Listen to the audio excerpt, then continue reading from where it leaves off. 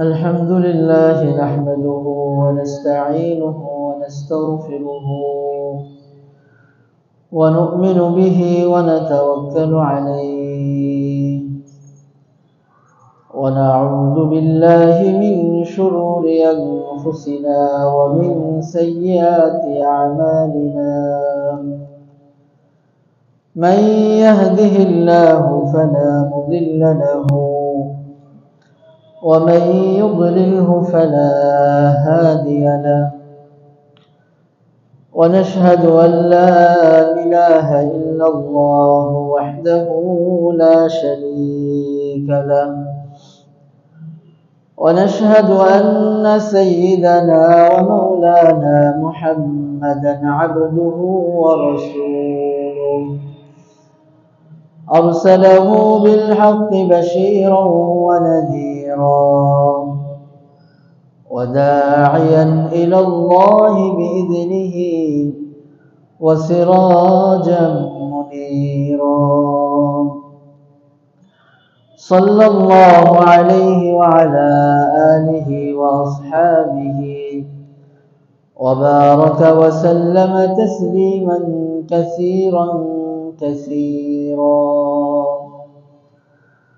أما بعد فقد قال الله سبحانه وتعالى بعد أعوذ بالله من الشيطان الرجيم بسم الله الرحمن الرحيم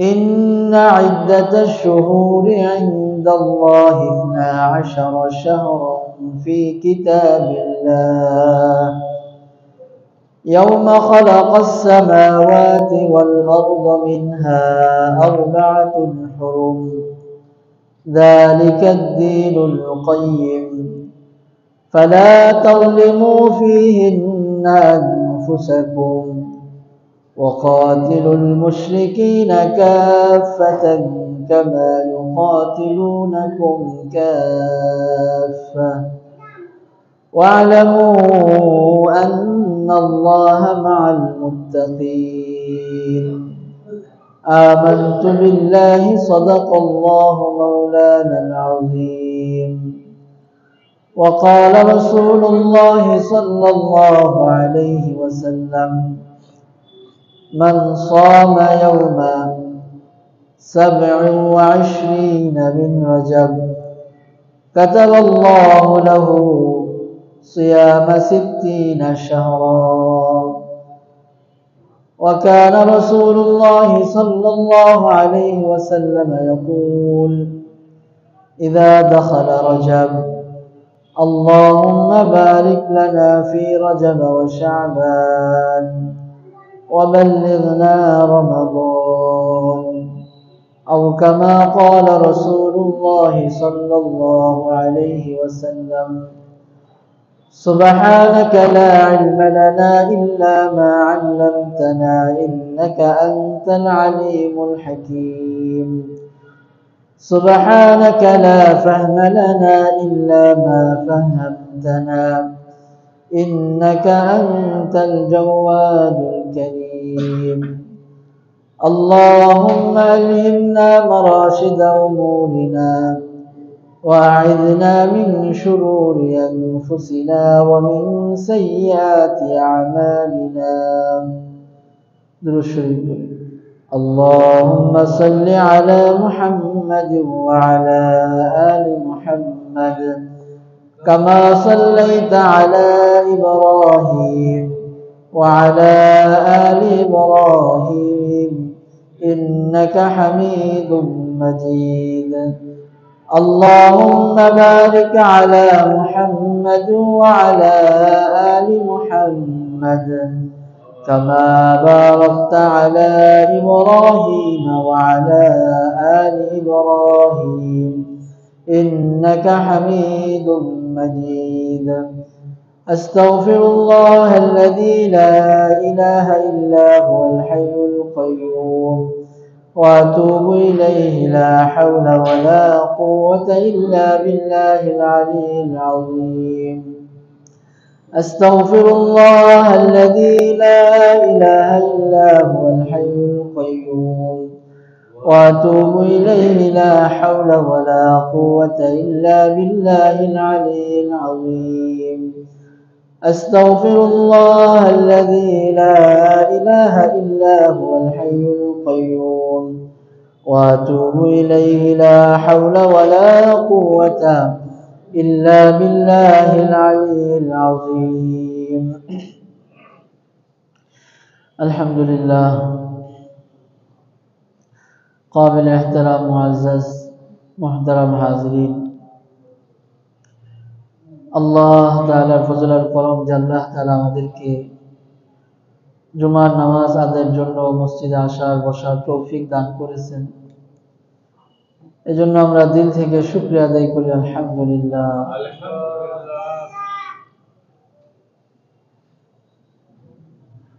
আল্লাহ সুবহানাহু ওয়া তাআলা সমস্ত কিছুর খালেক বানানেওয়ালা এবং আল্লাহ তাআলা সমস্ত কিছুর মালিক এবং আল্লাহ তাআলা সমস্ত কিছুর রব পালনেওয়ালা আল্লাহ তাআলা প্রত্যেকটা মানুষের হায়াতের যেমন মালিক মৌতেরও মালিক আল্লাহ তাআলা প্রত্যেকটা মানুষকে যেরকম দুনিয়াতে পাঠিয়েছেন ঠিক একই ভাবে আল্লাহ তাআলা প্রত্যেকটা মানুষের রিজিকেরও জিম্মাদার কোনো মানুষ দুনিয়াতে এমন নাই যে না খেয়ে মারা গেছে আগে পরে কষ্টে সচ্ছলতার সাথে কোনো না কোনো ভাবে আল্লাহ তাআলা তার রিজিকের ব্যবস্থা করছেন রিজিকের জিম্মাদারি আল্লাহ তাআলা নিছেন সমস্ত কিছুর বানানেওয়ালা আল্লাহ আল্লাহু খালিকু কুল্লি শাই আল্লাহ পাক বলেন আমি সমস্ত কিছুকে বানাইছি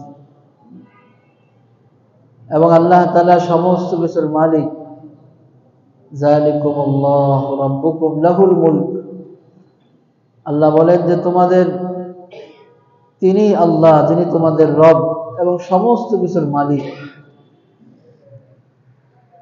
এবং যিনি প্রকাশ্যেও দেখেন গোপনেও দেখেন আমরা অন্ধকারে দেখি না আলোতে দেখি দেখার জন্য দুই আলোর প্রয়োজন সূর্যের আলো চোখের আলো রাত হইলে লাইটের আলো চোখের আলো কিন্তু আল্লাহ তাআলা দেখার জন্য কোনো আলোর প্রয়োজন হয় না মায়ের পেটের তিন অন্ধকারের ভিতরে সন্তানের যেখানে চোখের প্রয়োজন সেখানে আল্লাহ তাআলা চোখ দিয়েছেন যেখানে হাতের প্রয়োজন সেখানে আল্লাহ তাআলা হাত দিয়েছেন এমন হয় নাই যে চোখের জায়গায় কান চলে আসছে ভুলে অন্ধকারে দেখা যায় না আল্লাহ তাআলা সব কিছু দেখেন এবং আল্লাহ তাআলা সব কিছু শুনেন আমরা শোনার জন্য আওয়াজের প্রয়োজন হয় আওয়াজে ডিস্টার্ব হলে মানুষ বলে যে আওয়াজ ঠিক করেন আওয়াজ বেশি হইলেও শুনতে পারি না কম হইলেও আমরা শুনতে পারি না কিন্তু আল্লাহ তাআলা সব কিছু শোনেন এমনকি বান্দা যেটা মনে মনে বলে সেটাও আল্লাহ জানেন সেটাও আল্লাহ শুনেন ইন্নাহু আলিমুন বিযাতিস সুদূর অন্তরে মানুষ কি কল্পনা করে সেটাও আল্লাহ তাআলা জানেন আমরা হাড্ডির ভিতরে কি পরিমাণ ক্যালসিয়াম আছে এটা দেখার জন্য এক্সরে মেশিনের প্রয়োজন হয় হাড্ডি কি পরিমাণ ভাঙলো কিন্তু আল্লাহ তাআলা কলবের মধ্যে কি চিন্তা করতেছে সেটাও আল্লাহ তাআলা জানেন বিনা আসবাবে বিনা জরিয়ায় তো আল্লাহ তাআলা আমাদের রব খালেক মালিক এই কথার ইয়াকিন আমাদের দিলের মধ্যে বসাইতে হবে যখন এই কথার ইয়াকিন আমাদের দিলের মধ্যে বসবে যে আল্লাহই সমস্ত কিছু কর্নেওয়ালা তখন আল্লাহ তাআলার কথা মানা আমাদের জন্য সহজ হবে আল্লাহ তাআলা কোরআনে কারীমের মধ্যে আগেরকার জামানার মানুষের কথা, নবীদের ঘটনা শোনাইছেন, যাতে করে মানুষের ইয়াকিন সহি হয়ে যায়। হুজুর সাল্লাল্লাহু আলাইহি ওয়াসাল্লাম কুরাইশদেরকে দাওয়াত দিয়েছেন, বলছেন যে আখিরাত আছে, আখিরাতে যাইতে হবে, মৃত্যুর পরে উঠতে হবে, পুরা জিন্দেগীর হিসাব দিতে হবে। তুমি স্বাধীন না, স্বাধীনতা তোমাকে দেওয়া হয়েছে। কতটুকু সময়ের জন্য? দুনিয়াতে অল্প সময়ের জন্য। তুমি আগেও স্বাধীন ছিল না, ভবিষ্যতেও তুমি পরাধীন, তুমি স্বাধীন থাকবে না। দুনিয়াতে অল্প সময়ের জন্য তোমাকে স্বাধীনতা দেওয়া হয়েছে। তোমাকে আখিরাতে যাইতেই হবে, মরতেই হবে। কবরে মাটির সাথে তোমার হাড্ডিগুলা মিশে পাউডার হয়ে যাবে। হুজুর সাল্লাল্লাহু আলাইহি ওয়াসাল্লামের কাছে এক কুরাইশি আসছে, এক কাফের আসছে, আয়েশা বলতেছে, মান ইউহিল ইযামা ওয়া হিয়া রামীম, এই হাড্ডিকে কে জীবিত করবে? এটা তো পাউডার হয়ে গেছে। হাড্ডির একটা টুকরা এনে হাতের মধ্যে পিষছে, পিষে এরকম ফু দিয়ে উড়াই দিচ্ছে রাসূলের সামনে। বলছে, মান ইউহিল ইযামা ওয়া হিয়া রামীম, এই পাউডার হওয়া হাড্ডিকে কে পুনরায় জীবিত করবে? আল্লাহ তাআলা কোরআনের আয়াত নাযিল করছেন, হে নবী আপনি বলেন, কুল ইউহয়িহাল্লাযী আনশাআহা আউওয়ালা মাররা ওয়া হুয়া বিকুল্লি খালকিন আলীম। হে নবী আপনি বলেন, যে আল্লাহ তাআলা প্রথমবার এটাকে সৃষ্টি করছিলেন, ওই আল্লাহ তাআলাই আবার পুনরায় সৃষ্টি করবেন, কারণ তিনি জানেন কোন জায়গায় কোনটা আছে। সুবহানাল্লাহ। কথা বুঝে আসছে? তো আল্লাহ তাআলা কোরআনের মধ্যে পূর্ববর্তী উম্মতের ঘটনা শোনাইছেন। তো কাফেরেরা বিশ্বাস করে না, বলে যে না, মৃত্যুর পরে পুনরায় জীবন নাই। আমার এক মুসল্লি বীরজঙ্গি অস্ট্রেলিয়া থেকে আসছে, ছাত্র মানুষ, এখানে কাজও করে, জবও করে। তো সে এক মেন্টালি হসপিটালে জব করে, যেখানে মানুষ বয়স হয়ে গেলে হসপিটালে দিয়ে আসে, এক সাইড প্যারালাইজড হয়ে গেছে, খেদমত করে, ওষুধ বড়ি খাওয়ায়, জরুরত পুরা করে। তো ওই বুড়া তাকে অফার দিতেছে যে তুমি তো অনেক পরিশ্রম করো, মুসলমান ছেলে, যুবক, বাংলাদেশ থেকে গেছে, তবলিগের কাজ করে, নামাজি, মুখে দাড়ি, যতটুকু পারে সুন্নত মোতাবেক চলার চেষ্টা করে।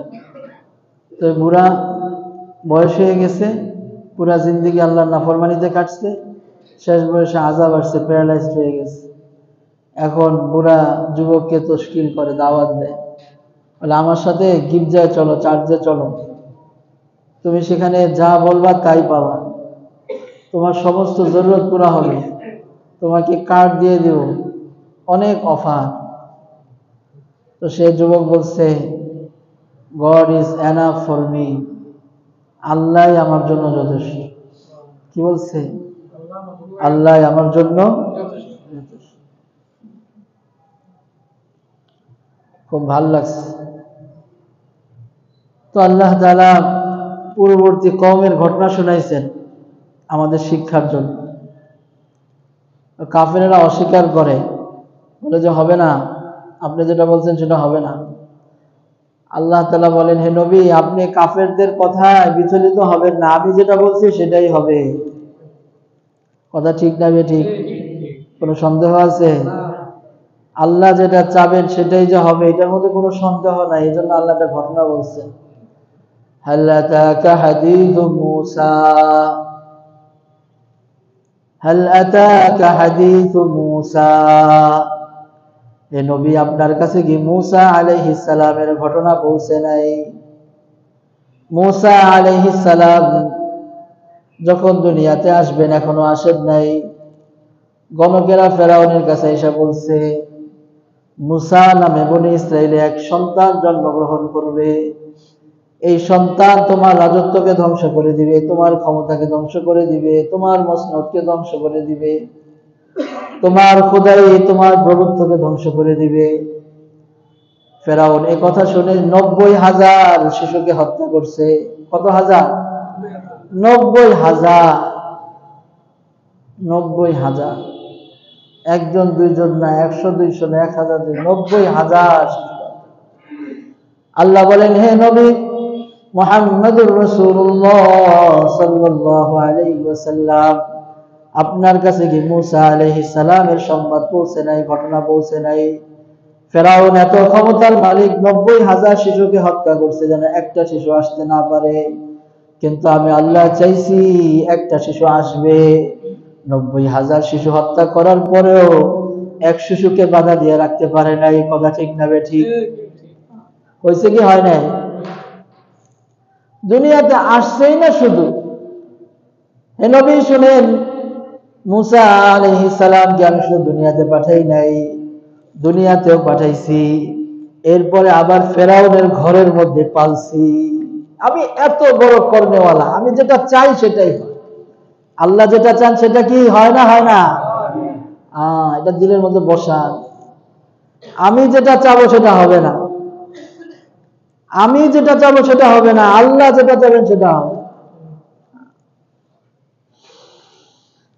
আল্লাহ তাআলা আমাদেরকে আল্লাহ তাআলার উপর পরিপূর্ণ ঈমান, পরিপূর্ণ আস্থা রাখার তৌফিক দান করেন।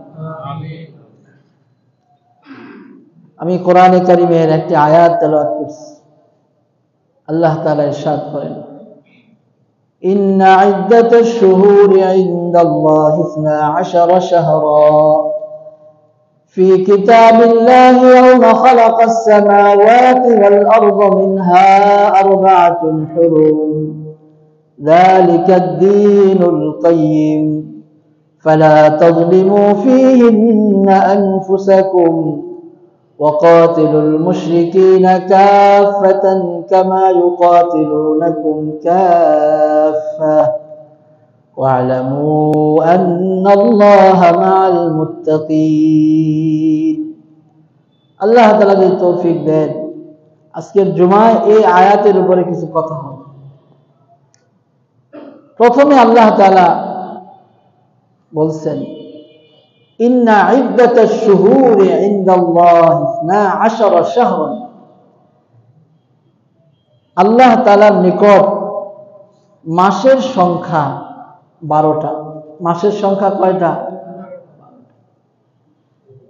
দেখেন, এখানেও আল্লাহর কুদরত। ইংরেজি নববর্ষ হিসাব করেন তাও 12টা, বাংলা নববর্ষ হিসাব করেন তাও 12টা, আরবি হিজরি সন হিসাব করেন তাও কি 12। তাহলে 12 মাস যে আল্লাহ তাআলা নির্ধারণ করে দিলেন, আল্লাহ পাক বলেন, ইয়াউমা খালাকাস সামাওয়াতি ওয়াল আরদা মিনহা 4 হুরুম। এই 12 মাস আমি নির্ধারণ করেছি জমিন আসমান সৃষ্টির আগে, এবং তখনও এই সিদ্ধান্ত হয়েছে 12 মাসের মধ্যে 4 মাস হচ্ছে সম্মানিত। 4 মাস কি সম্মানিত?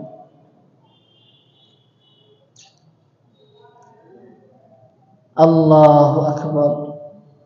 ইংরেজি নববর্ষ শুরু হয়েছে, ইংরেজি সাল, নতুন বৎসর শুরু হয়েছে।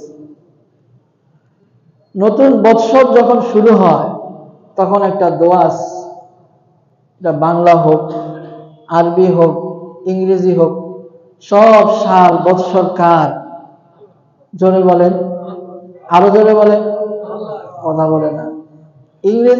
ইংরেজি সাল যে হিসাব করে, সূর্য হিসাব করে, এই সূর্যের মালিক কে? আল্লাহ। জোরে বলেন, কে?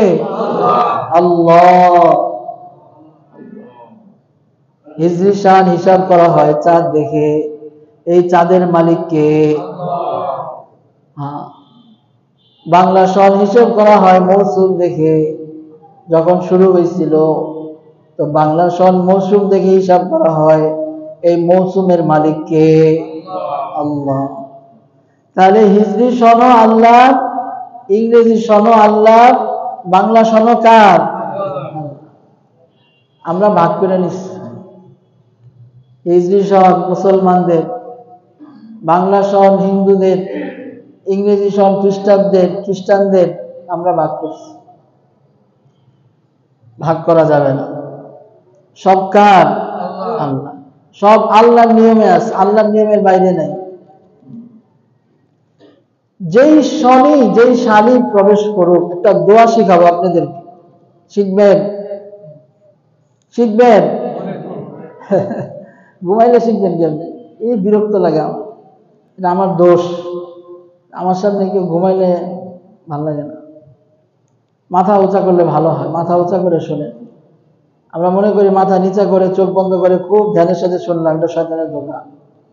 এটা হইলো শয়তানের প্রথম ধোঁকা। অনেকে বলে যে চোখ বন্ধ করে নামাজ পড়লে হুজুর নামাজের মধ্যে ধ্যান আসে। আল্লাহ বলেন নামাজের মধ্যে চোখ বন্ধ করা মাকরুহে তাহরিমি, হারামের কাছাকাছি। নামাজের মধ্যে অনেকে বলে যে হুজুর চোখ বন্ধ করে নামাজ পড়লে নামাজের মধ্যে ধ্যান আসে।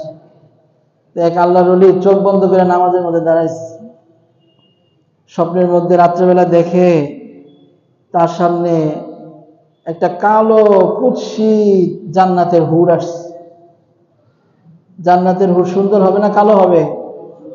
সুন্দর হবে না? আসছে কালো, সবগুলো সুন্দর, একটা কালো। তা আল্লাহরে জিজ্ঞাসা করছে, আল্লাহ বুঝলাম না মানেটা কি? সবগুলা সুন্দর, একটা কালো।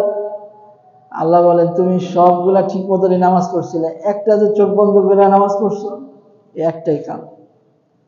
এই জন্য চোখ বন্ধ করবো না, মাথা নিচের দিকে দিব না, মাথা উঁচা, চোখ খোলা, এভাবে বয়ান শুনতে হয়।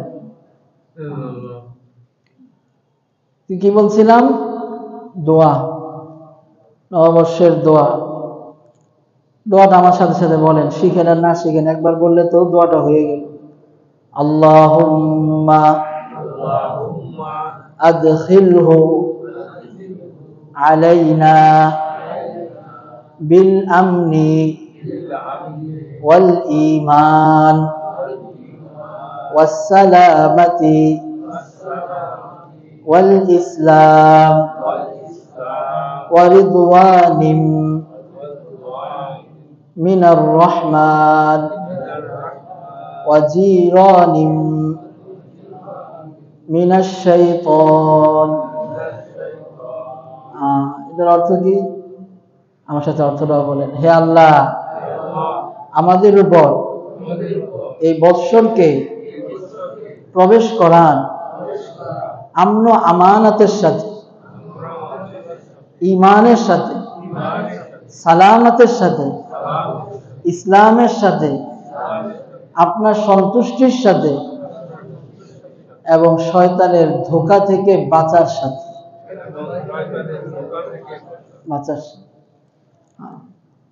সমস্ত বৎসর আসতেই এই দোয়াটা পড়বেন, বেশি বেশি হাদিসের মধ্যে আসছে।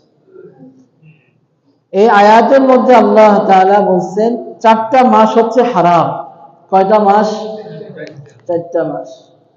জিলকদ, জিলহজ, মুহররম, রজব। জিলকদ, জিলহজ, বলেন তো সবাই কি কি?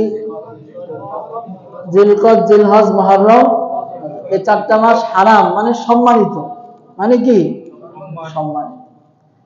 এর মধ্যে রজব মাস আছে না নাই? আমরা আরবি মাস হিসেবে এখন কোন মাসে আছি? ভুলে গেছে, জানে না। রজব মাসে আছি। আরবি মাস হিসেবে কোন মাসে আছি? রজব মাসে আছি। কানা রাসূলুল্লাহ সাল্লাল্লাহু আলাইহি ওয়াসাল্লাম قال إذا دخل رجب اللهم بارك لنا في رجب وشعبان وبلغنا رمضان। রাসূলুল্লাহ সাল্লাল্লাহু আলাইহি ওয়াসাল্লাম যখন এই রজব মাসটা আসতো তখন এই দোয়াটা পড়তেন, আল্লাহুম্মা বারিক লানা ফি রজবা ওয়া শাবান ওয়া বাল্লিগনা রমাদান। হে আল্লাহ, রজব এবং শাবান মাসে আমাদের জন্য বরকত দান করেন এবং আমাদেরকে রমজান পর্যন্ত পৌঁছে দেন। সকলে বলেন আমিন। আল্লাহু আকবার। এই রজব আর শাবান, এই 2 মাস পরে আসতেছে কোন মাস? রমাদান। এজন্য রাসূলুল্লাহ সাল্লাল্লাহু আলাইহি ওয়াসাল্লাম এই রজব মাসে, শাবান মাসে বেশি থেকে বেশি রোজা রাখতেন, বেশি থেকে বেশি ইবাদত বন্দেগী করতেন, বেশি থেকে বেশি আল্লাহর গোলামি করতেন। সারা বছর তো করতেনই, এই রমজান, এই রজব শাবান মাস আসলে রাসূলুল্লাহ সাল্লাল্লাহু আলাইহি ওয়াসাল্লামের ইবাদত বন্দেগী বেড়ে যায়। কিতাবের মধ্যে আসছে, যে ব্যক্তি এই 4টা মাসে ইবাদত বন্দেগী বেশি করবে। 4টা মাস কি কি? সবাই বলেন। জিলকদ, জিলহজ, মুহররম, রজব। এই 4টা মাসে যে ব্যক্তি ইবাদত বেশি করবে, আল্লাহ তাআলা তাকে বাকি 8 মাস বেশি ইবাদত করার তৌফিক দান করবে। সুবহানাল্লাহ। এবং যে এই 4টা মাস গুনাহ থেকে বাঁচার চেষ্টা করবে, বেঁচে থাকবে, আল্লাহ তাআলা বাকি 8 মাস তাকে গুনাহ থেকে বাঁচার তৌফিক দান করবে।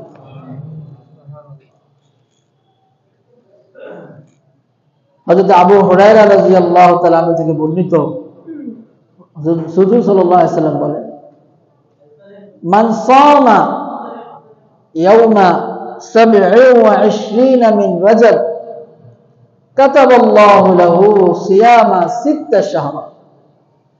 যে রজব মাসের 27 তারিখ মানে 26 তারিখ দিবাগত রাত্রে রোজা রাখবে, রোজার নিয়ত করবে, 27 তারিখ রোজা রাখবে, আল্লাহ তাআলা তাকে 6 মাস রোজা রাখার নেকি দান করবে। একদিন রোজা রাখলে কয় মাসের নেকি? 6 মাস রোজা। সিয়ামা 60, 60 মাস, 6 না 60 মাস। সিয়ামা 60, 60 মাস রোজা রাখার নেকি দান। এজন্য রজব মাসে রোজা রাখা, 13, 14, 15 রোজা রাখেন, আয়ামে বীজের রোজা রাখেন, সোমবার দিন রোজা রাখেন, রাসূল সাল্লাল্লাহু আলাইহি ওয়াসাল্লাম সোমবার দিন রোজা রাখতেন, বৃহস্পতিবার দিন রোজা রাখেন, রাসূল সাল্লাল্লাহু আলাইহি ওয়াসাল্লাম সোমবার বৃহস্পতিবার রোজা রাখতেন, এবং ওই 27 তারিখ রাত্রেও রোজা রাখেন। অর্থাৎ 27 তারিখ দিনে রোজা রাখেন, 26 তারিখ রাত্রে নিয়ত করেন। বাকি 27 তারিখের রোজাটা এটা কোনো সুন্নত না বা ওয়াজিবও না, এটা হচ্ছে একটা নফল রোজা। রাখলে সওয়াব আছে, না রাখলে কোনো কি নাই, গুনাহ নেই। আবু সাঈদ খুদরি রাদিয়াল্লাহু তাআলা আনহু বলেন, যে ব্যক্তি এই রজব মাসকে সম্মান করবে, রজব মাসকে সম্মান করবে, আল্লাহ তাআলা তার দুনিয়া এবং আখিরাতের সম্মান বাড়ায় দেবে। এখন রজব মাসের সম্মান কি? রজব মাসের সম্মানটা কি? এটা হলো মূল আলোচনা। মিনহা আরবাতুন হুরুম যালিকা ad-দীনুল কাইয়্যিম ফালা তাযলিমু ফীহিন্না আনফুসাকুম। আল্লাহ পাক বলেন, এই 4টা মাস যে সম্মানিত, এটা আমার আসমান জমিন সৃষ্টির সময়ের নির্ধারিত। ওই সময় আমি ফয়সালা করছি, ওই সময় আমি নির্ধারণ করছি। ফালা তাযলিমু ফীহিন্না আনফুসাকুম, সুতরাং তোমরা রজব মাসে, মুহররম মাসে, জিলকদ মাসে, জিলহজ মাসে, এই 4 মাসের মধ্যে তোমরা নিজেদের উপর জুলুম করবা না। কে কে রাজি আছেন? ইনশাআল্লাহ। নিজের উপর জুলুম মানে গুনাহ ছেড়ে দাও, গুনাহ ছেড়ে দাও। গুনাহ ছাড়ার অভ্যাস করি। নামাজ পড়া সহজ, রোজা রাখা সহজ, হজ করা সহজ, যাকাত দেওয়া সহজ, গুনাহ ছাড়া কঠিন, গুনাহ ছাড়া কঠিন। এজন্য রাসূলুল্লাহ সাল্লাল্লাহু আলাইহি ওয়াসাল্লাম ইরশাদ করেছেন, ইত্তাকিল মাহারিমা তাকুন আ'বাদান নাস। তুমি গুনাহ ছাড়ো, তুমি সবচেয়ে বড় ইবাদত গুজার বান্দা হিসেবে আল্লাহর কাছে গণ্য হবে। ইত্তাকিল মাহারিমা তাকুন আ'বাদান নাস। গুনাহ ছেড়ে দাও। গুনাহ ছাড়লে, তাকওয়া অবলম্বন করলে 4টা বড় বড় ফায়দা, যেই 4টা ফায়দা আমাদের সকলের প্রয়োজন। আল্লাহ পাক বলেন, ওমান ইয়াত্তাকিল্লাহা ইয়াজআল লাহু মাখরাজা ওয়া ইয়ারযুকহু মিন হাইসু লা ইয়াহতাসিব। যে ব্যক্তি তাকওয়া অবলম্বন করবে, আল্লাহ তাআলা তাকে বিপদ থেকে, বালা মুসিবত থেকে, ঋণের কর্জ থেকে, কত মানুষের কত পেরেশানি, সমস্ত পেরেশানি থেকে বেরিয়ে আসার আল্লাহ রাস্তা বের করে দিবেন। সুবহানাল্লাহ, আল্লাহ রাস্তা বের করে দিবেন। ومن يتق الله يجعل له مخرجا ويرزقه من حيث لا يحتسب। এমন জায়গা থেকে রিজিক দিবেন যেটা তুমি কল্পনাও করো নাই, কল্পনার বাইরে থেকে আল্লাহ তোমাকে রিজিক দিবে। করতে হবে কি? তাকওয়া, আল্লাহর ভয়। একজন আমাকে বলছে, হুজুর তাকওয়ার একটা বই দিয়েন, তাকওয়ার একটা বই দিয়েন। তাকওয়ার কোনো বই নাই। পুরা শরীয়ত, পুরা দিন, পুরা সুন্নতটাই হচ্ছে তাকওয়া। রাত্রে ঘুমাইতেছেন, ঘুমানোর মধ্যে সুন্নত কি সেটা ফলো করে ঘুমান, আপনি তাকওয়ার উপরে ঘুমাইছেন। সকালবেলা ঘুম থেকে উঠতেছেন, উঠার সুন্নত পদ্ধতিটা কি? বাথরুমে যাইতেছেন, বাথরুমে যাওয়ার সুন্নত কি? হাত জায়গায়, প্রত্যেক জায়গায় জায়গায় যে সুন্নত গুলো আছে, এগুলো যদি আপনি ফলো করেন, এগুলো যদি আপনি মেনে চলেন, তাহলেই আপনি তাকওয়ার উপরে আছেন। আর তাকওয়া এমন একটা জিনিস, এটা দেখা যায় না। তাকওয়া জিনিসটা দেখা যায়। নামাজ পড়তেছেন দেখা যায়, রোজা রাখতেছেন দেখা যায়, রোজাদার মানুষ। যাকাত দিচ্ছেন দেখা যায়, যাকাত দেয় লোকটা। হজ করতেছেন দেখা যায়, লোকটা হজ করে। কিন্তু তাকওয়া এমন একটা জিনিস, এটা দেখা যায় না, এটা অনুভব করা যায়। এটা কি? অনুভব করা যায়। একজন মুত্তাকি লোকের সাথে কথা বলবেন, আপনার দিল সাক্ষী দিবে এই লোকটা মুত্তাকি। আরেকটা ফাসেক ফাজের লোকের সাথে কথা বলবেন, আপনার দিল বলে দিবে এই লোকটা ফাসেক ফাজের নাফরমান আল্লাহ। তাকওয়া হচ্ছে কলবের জিনিস, এই জন্য এটা কলব থেকে সাক্ষ্য দেয়। যে ব্যক্তি তাকওয়া অবলম্বন করবে, আল্লাহ তাআলা তার গুনাহকে মাফ করে দিবেন। যে ব্যক্তি তাকওয়া অবলম্বন করবে, আল্লাহ তাআলা তার মর্যাদাকে বাড়ায় দিবেন। ইন্না আকরামাকুম ইনদাল্লাহি আতকাকুম ফালা তাযলিমু ফীহিন্না আনফুসাকুম।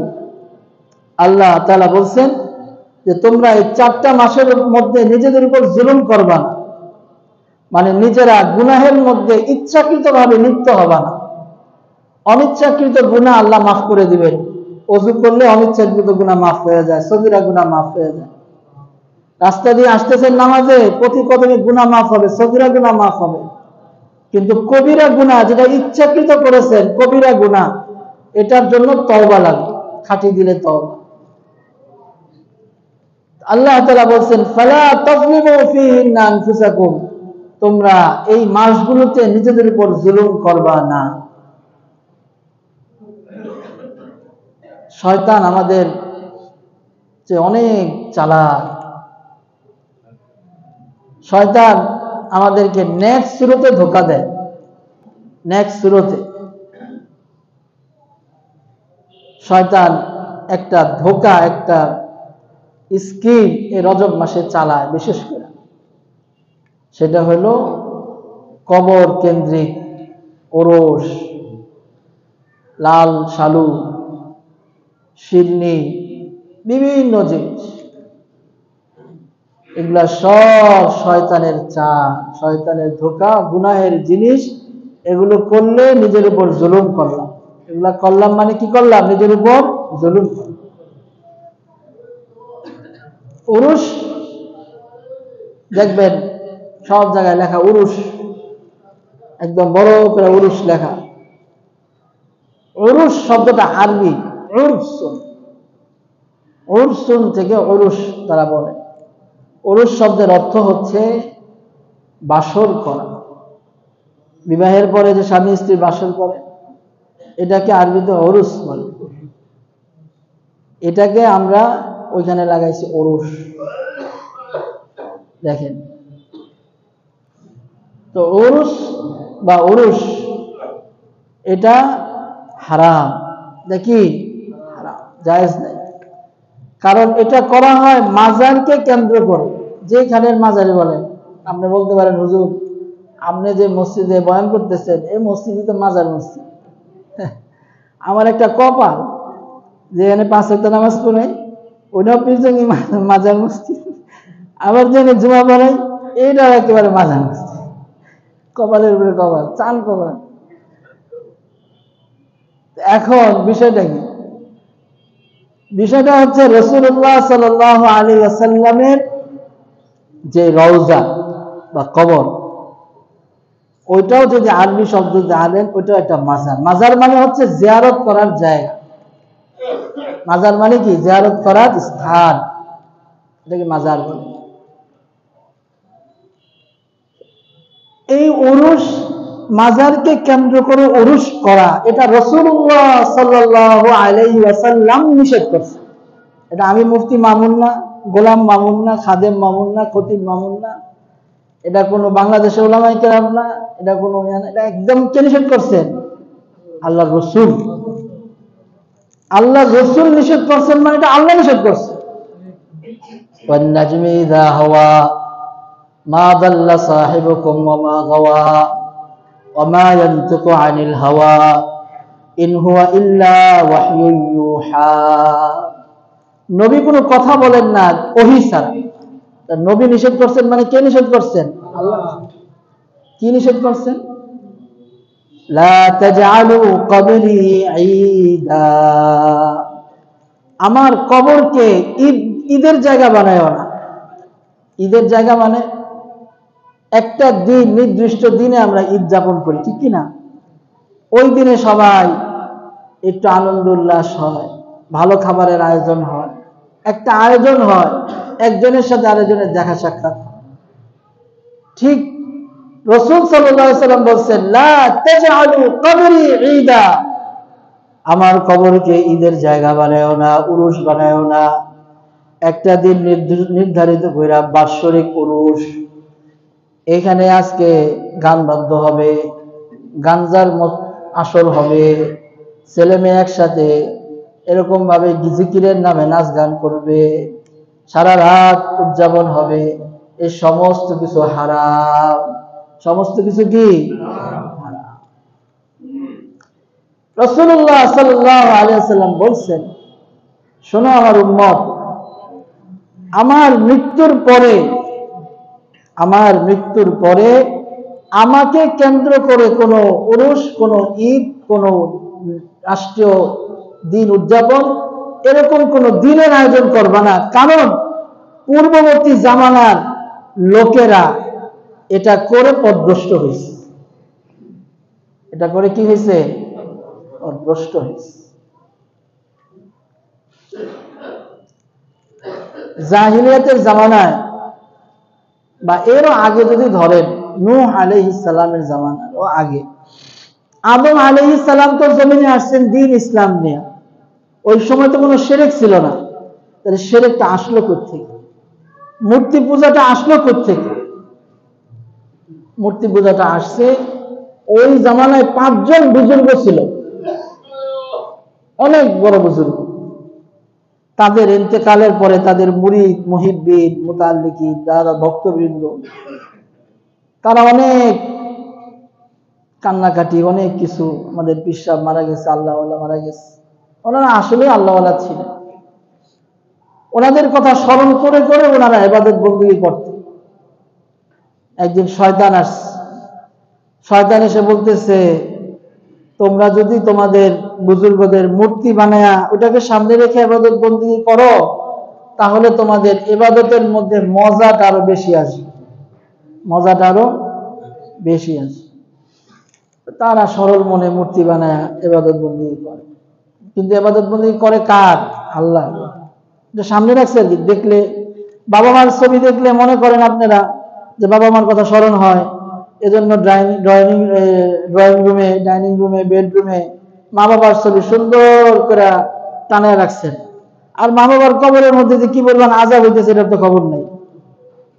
আপনি আছেন আপনার মনের শান্তি নিয়া যে আমার মা বাবার ছবি দেখলে আমার ভাল লাগে, কিন্তু আপনার এই ছবির কারণে আপনার মা বাবার কবরের মধ্যে যে আযাব হচ্ছে আপনার দিলে, সেটার জন্য কোনো ব্যথা বেদনা নেই। আল্লাহ তাআলা আমাদেরকে বুঝার তৌফিক দান করেন। এজন্য মা বাবার ছবি মহব্বত করে টানায় রাখা যাবে? তাহলে মনে ঘরে রাখা যাবে, বাস করে বালিশের নিচে রাখা যাবে? কি করতে হবে? এটাকে পুড়ে ফেলতে হবে। কারণ এটা যদি রাখেন, আপনার আব্বা আম্মা তো ছবি তুলে গেছে, যদি আপনার কাছে আছে, আপনি তো আর মরার পরে ছবি তুলেন নাই, জিন্দা থাকা অবস্থায় ছবি তুলছে, জোয়ানকালের ছবি, বিয়ের ছবি, ছেলে মেয়ের বিয়ের ছবি টানায় রাখছেন। যতদিন টানায় রাখবেন ততদিন বরকত আসবে না। ততদিন কি আসবে না? বরকত আসবে না। মনে রাখেন, একদম পাক্কা কথা, যতটুকু সন্দেহ নাই। একজনে শুনছে ছবি থাকলে, কুকুর থাকলে ফেরেশতা আসে না, তো সাথে কুকুর রাখছে, তো কুকুর থাকলে ফেরেশতা আসবে না। আজরাইল তো ফেরেশতা, ফেরেশতা না হলে আমার মউত হবে না। শোনো, ফেরেশতা আসবে না, আজরাইল আসবে না, এটা ঠিক আছে, কিন্তু আযাবের ফেরেশতা আসবে। আমার ঘরের মধ্যে আমার বউয়ের ছবি, আমার ছবি, আমার ছেলের ছবি, ছেলের বউয়ের ছবি, সবার ছবি সুন্দর করে টানা রাখছি, তো ফেরেশতা আসবে না, বরকত আসবে কোন দিক দিয়া? বরকত আসবে না। তো তারা মূর্তি বানায় রাখছে। শয়তান তাদের ইন্তেকালের পরে তাদের ছেলে মেয়ে যখন আসছে, তাদের ছেলে মেয়েদেরকে বলে, শোনো, এই যে মূর্তিগুলা দেখতেছো, এগুলারই তোমাদের বাপ দাদারা পূজা করত। শুরু হয়ে গেছে মূর্তি পূজা।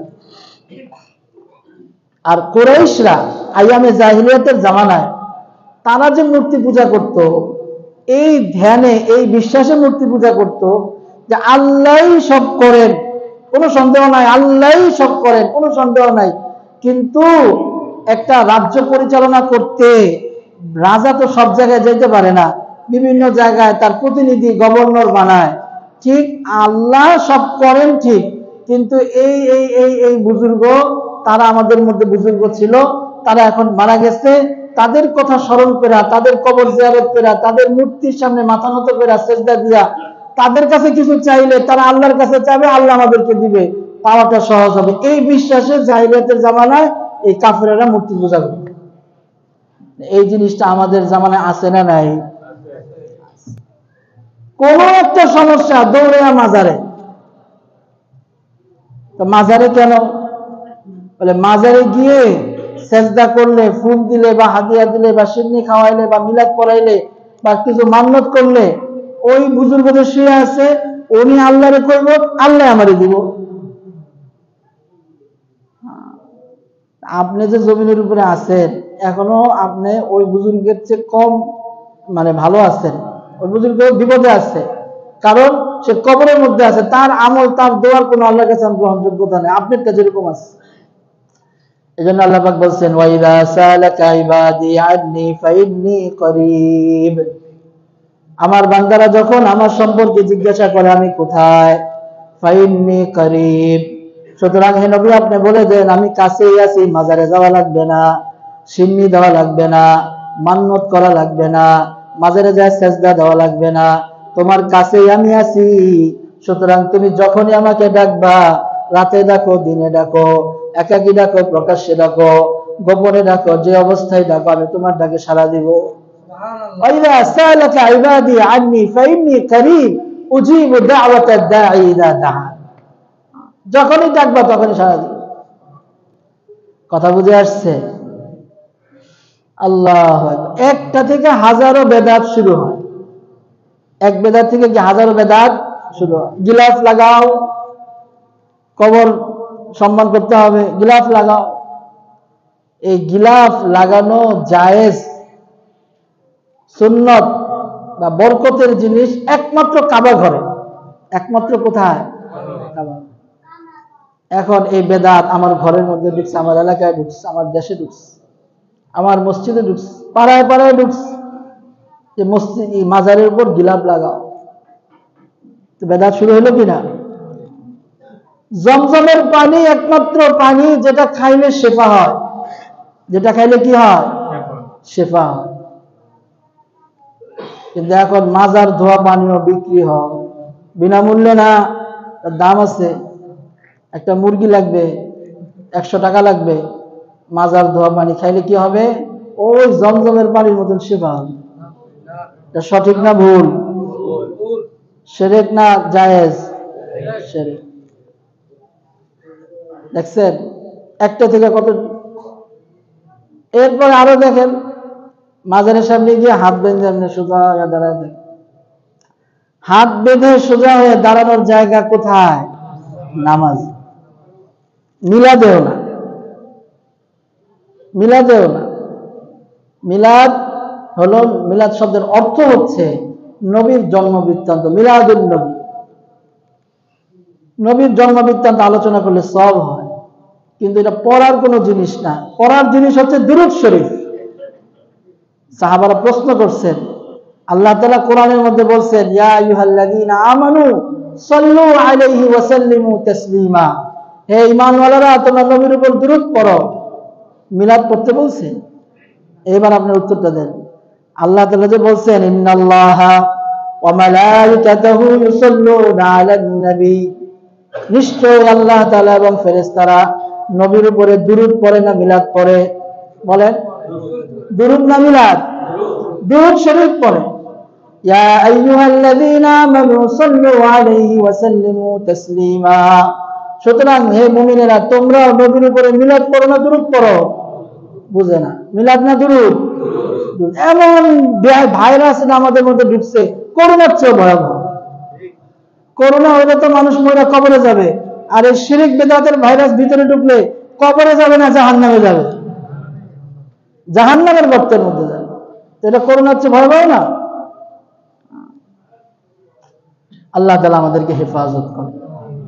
এরপরে দেখেন, এই যে পুরুষ করে, যারাই করে, আমি করলে আমি ওটার মধ্যে অপরাধী, আমার বাবা করলে আমার বাবা ওটার মধ্যে অপরাধী, যেই করুক। হুজুর সাল্লাল্লাহু আলাইহি সাল্লামের চাচা, এত মহব্বতের চাচা, হুজুর সাল্লাল্লাহু আলাইহি সাল্লামের শরীরের এমন কোন জায়গা নাই যে জায়গায় নবীর চাচা চুমা খায় না। দিনের কাজের এমন কোন কাজ নাই যে কাজের মধ্যে নবীর চাচা সহযোগিতা করে নাই। নবীর চাচা নবীকে শেল্টার দেওয়ার জন্য 3 দিন এরকম সবার থেকে আলাদা, 3 বছর এর সবার থেকে আলাদা ছিল, কেউ তার সাথে কথা বলে নাই। তারপরও নবীর চাচা জান্নাতে না জাহান্নামে যাবে? কেন জাহান্নামে যাবে? কারণ কালেমা পড়ে নাই। বলার উদ্দেশ্য হচ্ছে, যেই করুক, আমার মসজিদ হোক, আমার এলাকা হোক, আমার দেশ হোক, যেখানেই হোক, সবার জন্য একই কথা, আমি হলে একই কথা।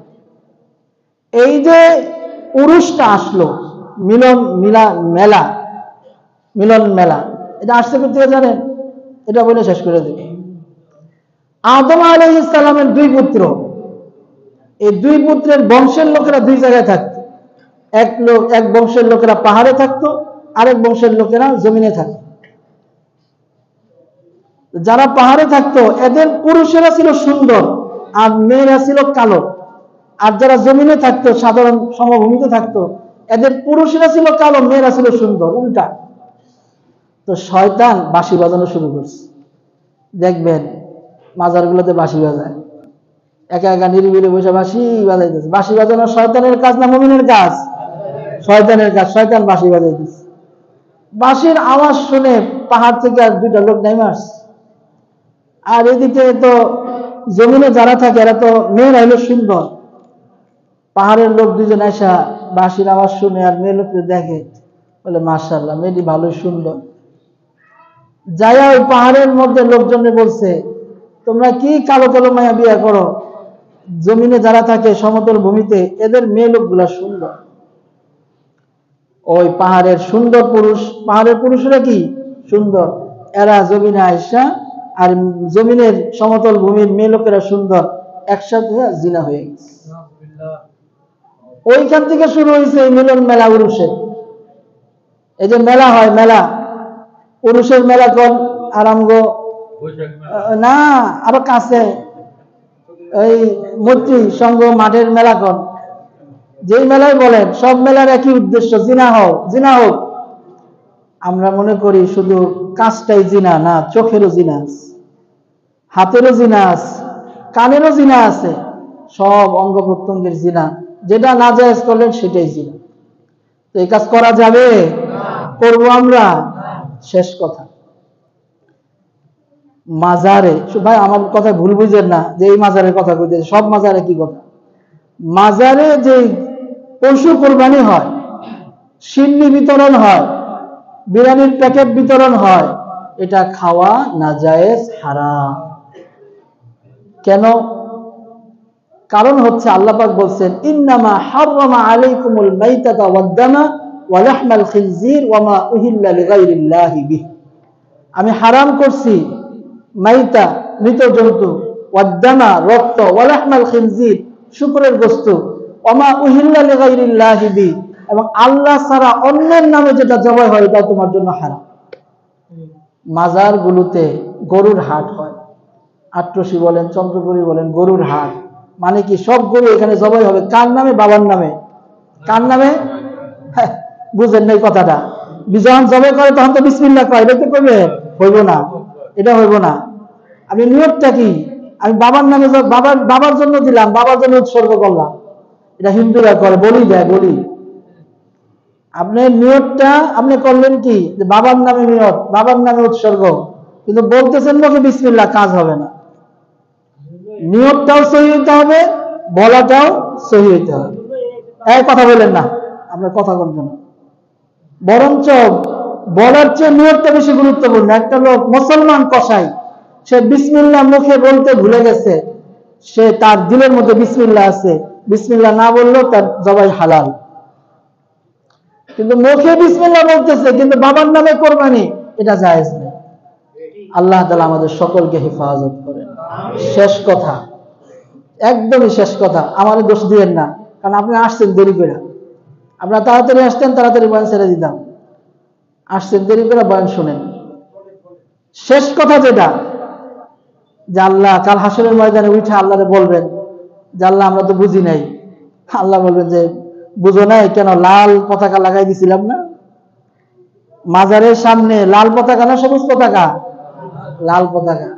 ট্রেন যে রেল লাইনে চলে, এখানে একটা ছোট বাচ্চা যদি লাল পতাকা নিয়ে দাঁড়ায়, ট্রেন কি সামনে যাবে? মানে কি এখানে যাওয়া যাবে না, স্টপ, এখানে অফ করেন, বন্ধ করেন, সামনে বিপদ সংকেত। প্রত্যেকটা মাজারের সামনে লাল পতাকা দেওয়া আছে।